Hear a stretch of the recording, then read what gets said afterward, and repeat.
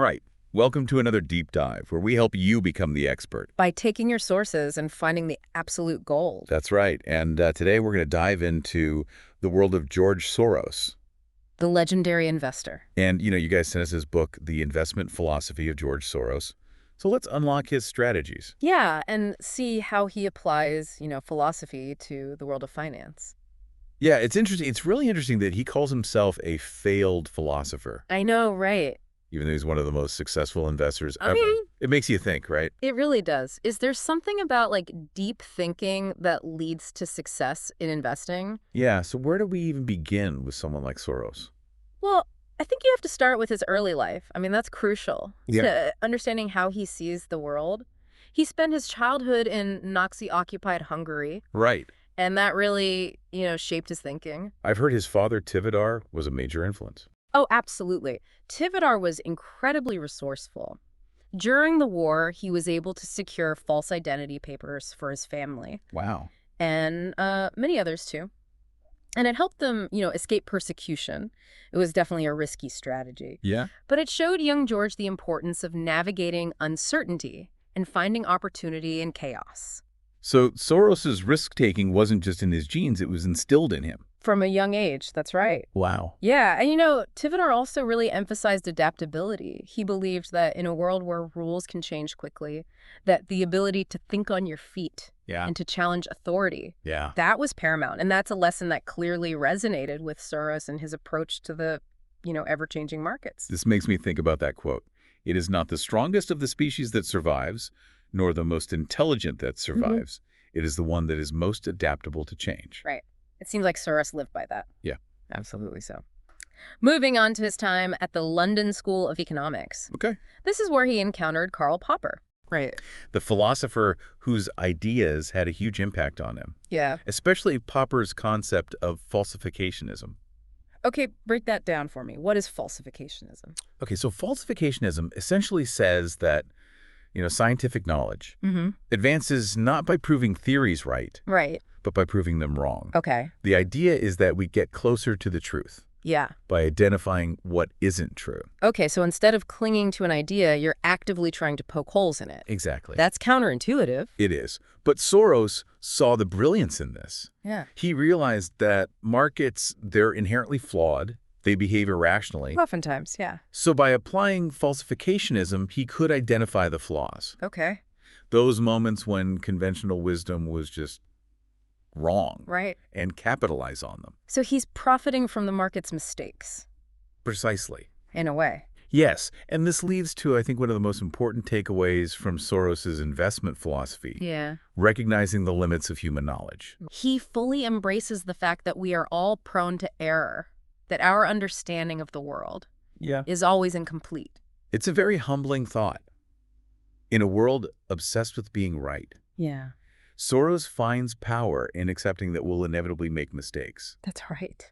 Do you think that's part of his success, being comfortable with being wrong?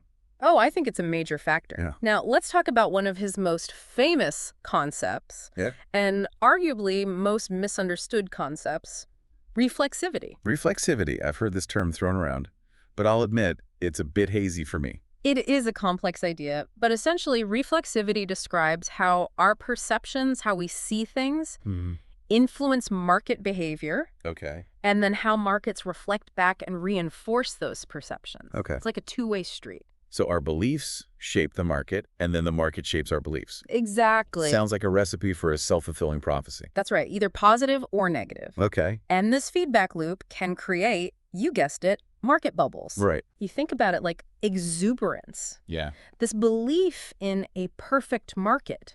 It can lead to overconfidence and unsustainable growth, Right. which eventually leads to a crash. Can you give me a concrete example of how this actually plays out? Yeah, let's say there's a surge of excitement around renewable energy. Okay. Investors, caught up in the hype, Yeah. they pour money into these companies, driving valuations sky high, even if their fundamentals don't necessarily justify it.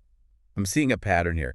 This sounds a lot like the dot-com bubble. Right. Or even the recent crypto craze. You're catching on. That's the reflexive part.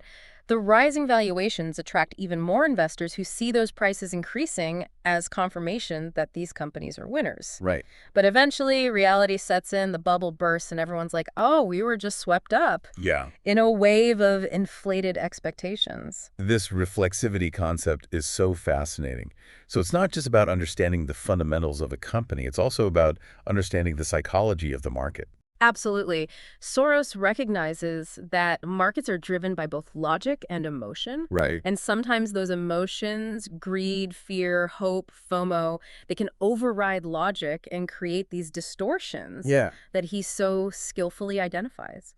So we've got negative thinking, falsificationism, reflexivity. It's a lot to take in.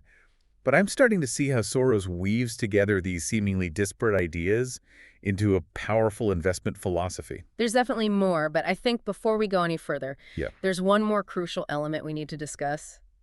Common sense. Common sense. That doesn't sound very philosophical. Perhaps not, but Soros believes that while knowledge is crucial, common sense is paramount in markets. Okay.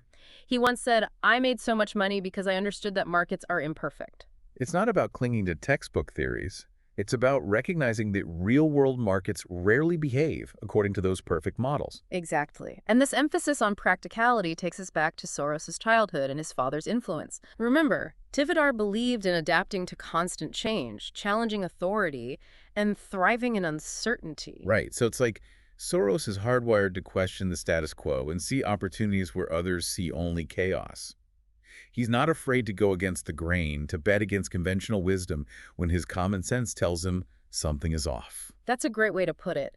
And that independent thinking, that willingness to challenge assumptions, is a core part of his success. This is incredible. We're just scratching the surface of Soros's investment philosophy, and I already feel like I'm seeing the world in a whole new light. Just wait, there's so much more to uncover.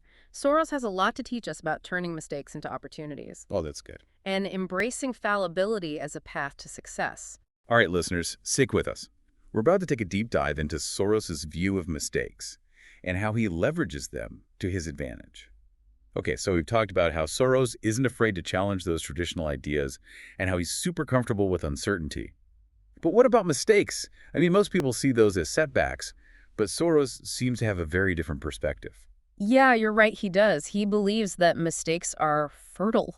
Like, they're valuable. Oh, wow. Data points that can actually help you refine your strategy. So instead of getting bogged down by, like, a bad call, you should just see it as a chance to learn and adapt. Exactly. He believes that acknowledging errors and adjusting your approach, that's essential Okay. for staying ahead of the curve. This reminds me of how scientists work. Yeah, You know, they're constantly refining their hypotheses based on the results. that's a great analogy. Soros approaches investing with a very similar scientific mindset. He's not afraid to experiment, to test his theories, and to adjust course when necessary. And this ties back to his failed philosopher identity, right? Yeah. It's by embracing fallibility Exactly. that he's able to profit where others might cling to those rigid models. Precisely, he's willing to admit when he's wrong Yeah. and to learn from his mistakes. And that's a powerful trait, not just in investing, but in life. Absolutely. Okay, so we've talked about his mindset, his influences, his comfort with uncertainty and mistakes. But how does he actually apply all of this to the market? Well, one of his key strategies is identifying market bubbles. Okay. Remember reflexivity, those feedback loops. Yes. Where perceptions and market behavior reinforce each other. Yeah, the idea that, like, our beliefs shape the market and then the market shapes our beliefs. Exactly. Soros sees bubbles forming when those feedback loops just spin out of control, fueled by, like, irrational exuberance Okay. and a disconnect from the underlying value. So everyone's so focused on, like, that potential upside, Yeah. they ignore the warning signs, the cracks in the foundation. Precisely. And Soros is looking for those cracks. He's trying to spot the moments when the narrative, the story everyone's telling themselves, doesn't actually match the reality. But how does he know when the narrative is wrong? Yeah. I mean, markets can stay irrational for a very long time, right? Right? And betting against the crowd, that can be so risky. Well, that's where his understanding of psychology comes in. Okay. Soros believes that markets are driven by both logic and emotion. And often, those emotions, greed, fear, hope, even despair, they can cloud our judgment Right. and lead to those irrational decisions. So it's not just about like looking at charts and numbers. It's about understanding the collective mood, the psychology of the crowd. Exactly. He's looking for signs of excessive optimism. Okay. That disconnect between market valuations and fundamental value. Mm. He's trying to gauge the emotional temperature Yeah. of the market. And when he sees those signs, he's ready to bet against the bubble. That takes guts. But it also requires like a deep understanding of human behavior and the ability to read those subtle signals that the market is sending. That's right. Now, there's another crucial aspect of his approach that really sets him apart from other investors. Okay. His focus on political and social factors that influence markets. You mean he doesn't just look at economic data? Exactly. Soros believes that traditional economic models, they often fail to account for the impact of political events, social movements, even cultural shifts. He understands that markets don't operate in a vacuum. Right. They're influenced by this complex web of interconnected factors. So it's not just about supply and demand, it's about understanding the broader context, like those political winds that can shift the entire market landscape. Precisely. Can you give me an example? Yeah, think about the impact of the war in Ukraine on energy markets, or the way that social media can drive stock prices, sometimes creating those mini bubbles around companies. I see what you mean. Those are factors that wouldn't necessarily show up in like a traditional economic model. Yeah, exactly. And Soros is constantly trying to anticipate how these political and social events will play out, how they will shape investor sentiment and market behavior.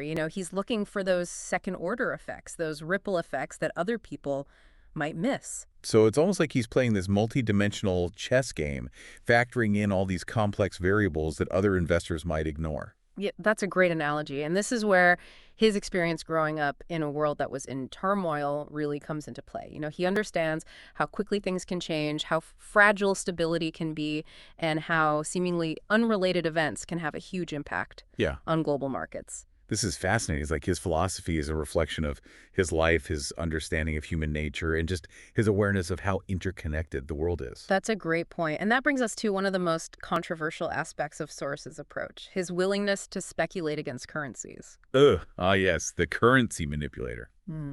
I remember reading about his bet against the British pound in 1992, the one that earned him that nickname, the man who broke the Bank of England. Right.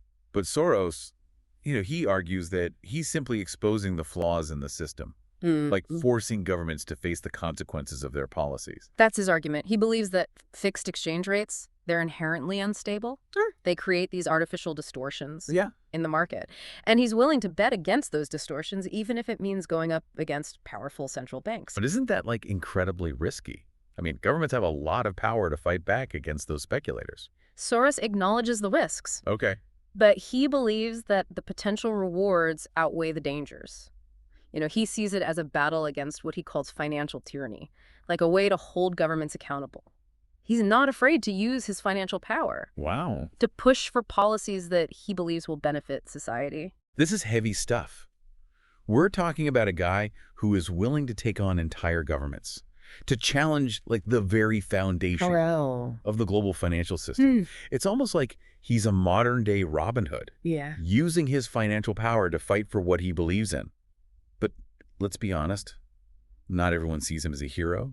Some view him as this ruthless speculator who profits from the misfortune of others. That's true. I mean, he is a complex and controversial figure, but there's no denying he is brilliant. A master of the markets and a philosophical provocateur who forces us to think differently about how markets work. Well, this has been a whirlwind. We've gone from his childhood to his investment strategies to his battles with governments. We have. But there's one final piece of the puzzle that we haven't explored yet. Soros's philanthropy. Right. He's well known for his philanthropic work, his support for open societies, and his advocacy for democratic values.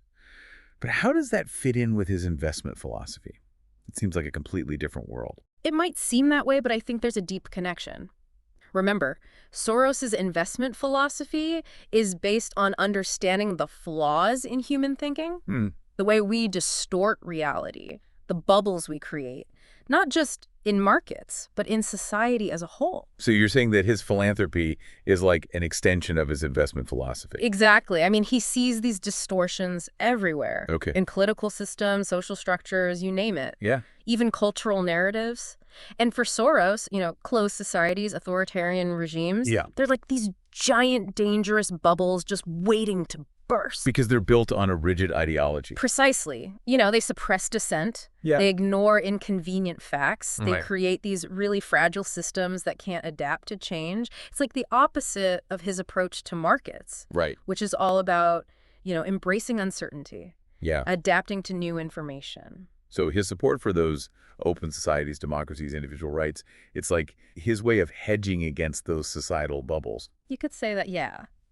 He really believes that open societies are just more resilient, Okay. more adaptable, and less prone to those, catastrophic bursts Right. that we see in closed systems. That makes a lot of sense. It's like his investment philosophy applied to the world. Exactly. He's not just trying to make money. He's trying to make the world a more stable and just place. Right, and this brings us back to reflexivity. Remember, Soros believes that our understanding of the world shapes our actions, and our actions shape the world. It's that loop. It's a continuous feedback loop. So by promoting these open societies, Yeah. he's trying to influence that feedback loop, That's right. nudge the world in a direction that he believes is more sustainable, less prone to collapse. Exactly. He's actively trying to shape the world, not just observe it. Yeah. And his philanthropy, his advocacy, Yeah. it's a key part of that. It's like he's investing in the future. Wow, we started with a book on investment philosophy, and we've ended up talking about the fate of humanity. I know it's all connected, though, right? That's the thing about Soros. He sees those connections, those patterns that most people just miss. He's not afraid to challenge conventional wisdom, to think big, to act on what he believes in. And he calls himself a failed philosopher. Yeah. It seems like he's had a pretty big impact, I know, right? both in the financial world and way beyond. Absolutely. He's definitely a complex figure, Yeah. but there's no denying his influence. He's brilliant, a master of the markets, a champion of open societies, and he really just forces us to question our assumptions about how the world works. So what does this all mean for our listener? What could we take away from our deep dive? Well, here's something to think about. Soros views markets, and arguably life itself, as this arena where understanding human behavior and misperceptions Yeah. is way more valuable Right. than clinging to those rigid theories or seeking perfection. That's powerful. Yeah. He's not afraid to admit when he's wrong, Yeah. to change his mind, to adapt. And he sees opportunity in the very things that most people fear: uncertainty, volatility, even mistakes. Exactly. He embraces the messiness of the world, the inherent unpredictability of human behavior, and he uses it to his advantage. So if we want to apply his thinking to our own lives, I guess we need to cultivate that flexibility, Yeah. that willingness to question our own assumptions, to challenge the status quo, and to embrace the unknown. Precisely. Stay curious, keep learning, and don't be afraid to make mistakes along the way. You might even turn those mistakes into your biggest opportunities. That's a great note to end on. Thanks for taking this deep dive with us. And until next time, keep exploring, keep questioning, and keep diving deep.